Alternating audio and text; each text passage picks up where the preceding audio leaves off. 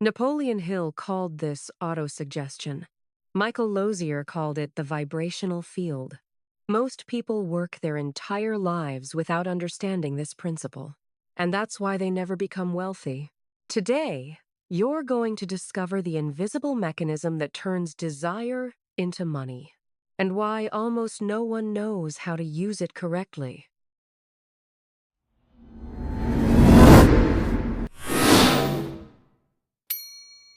There is a quiet moment in every human life when one realizes that money was never just money. It has always been a consequence of repeated thoughts, sustained emotions, and deeply rooted beliefs. Hill stated that desire, when properly organized and emotionally charged, can be transmuted into its physical counterpart. But this transmutation does not happen by chance, nor through physical effort alone. It occurs when desire is accepted by the subconscious mind as an inevitable reality. And the only way to reach that deeper layer of the mind is through autosuggestion. An ancient Eastern proverb says, "The mind is like fertile ground.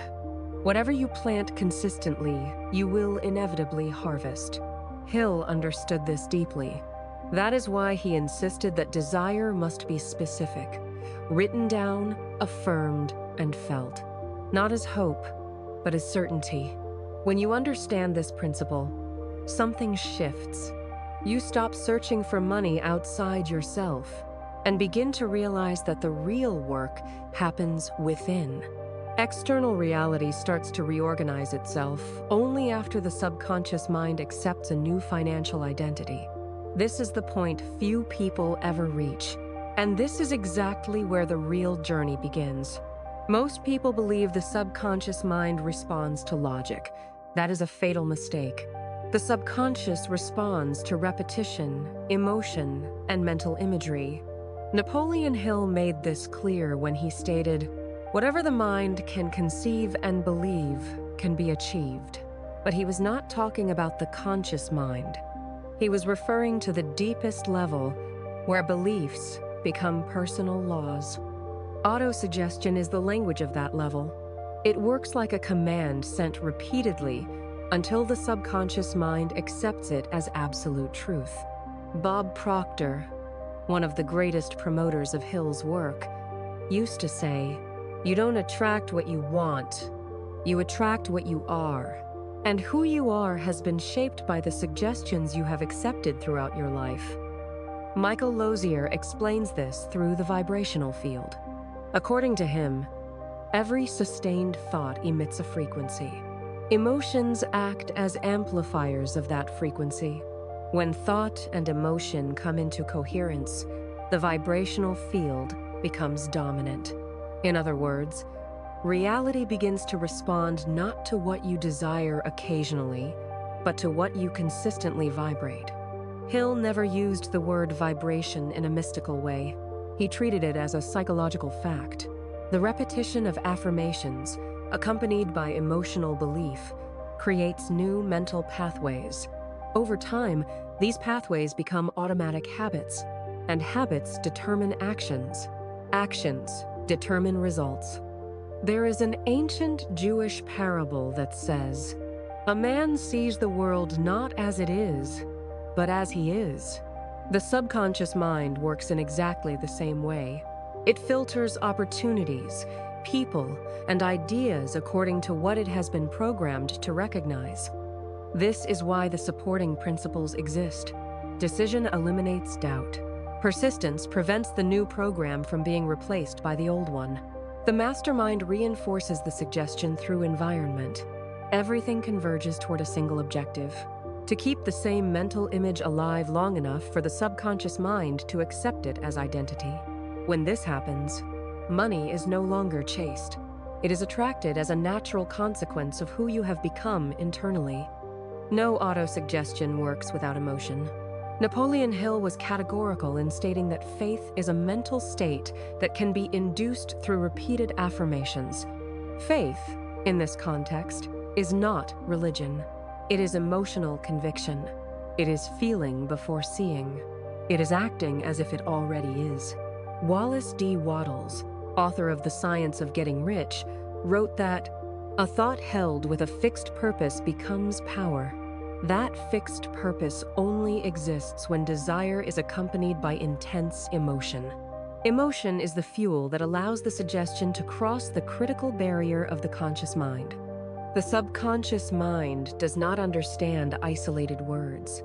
It understands images and feelings. When you affirm wealth while feeling fear, doubt, or anxiety, the feeling contradicts the message. The subconscious accepts the feeling, not the sentence. That is why so many people repeat affirmations for years without results. Hill taught that desire must be burning, a desire that consumes, one that leaves no room for alternatives. This kind of desire automatically generates coherent emotions, and coherent emotions create faith. There is an ancient African proverb that says, "When there is no enemy within, the enemy outside cannot harm you." The real battle is not in the market, the economy, or external circumstances. It is in the internal dialogue that takes place every day. The principles of planning and action come after autosuggestion has already shaped identity. First, you become. Then, you act. Most people try to reverse this order. They work harder, push more, but remain the same person internally. The result never changes. When faith is established, the subconscious mind begins to cooperate. Ideas emerge. Meetings happen. Opportunities appear in ways that seem like coincidence. Hill called this infinite intelligence. Others call it synchronicity. The name does not matter. The mechanism is the same. The transmutation occurs when desire stops being something you want and becomes something you naturally expect. At that point, money is simply an inevitable reflection. Napoleon Hill never presented his principles as isolated steps. They form an integrated system. But within that system, autosuggestion is the central axis. All the other principles exist to protect it, reinforce it, and sustain it. Decision, for example, eliminates the most destructive mental habit, indecision. Hill observed that successful people decide quickly and change slowly. This is not a personality trait. It is subconscious programming. A firm decision sends a clear message to the mind. This is the path. Persistence prevents old suggestions from returning. The subconscious mind tends to preserve what is familiar. Any new idea meets initial resistance. To persist is to repeat the suggestion despite temporary contrary evidence. The mastermind is the environmental tool of autosuggestion. Jim Rohn used to say, "You are the average of the 5 people you spend the most time with." This is not a metaphor. It is psychological conditioning. The environment either reinforces or destroys internal suggestions. Even temporary failure has a purpose. Hill taught that it carries the seed of an equivalent advantage.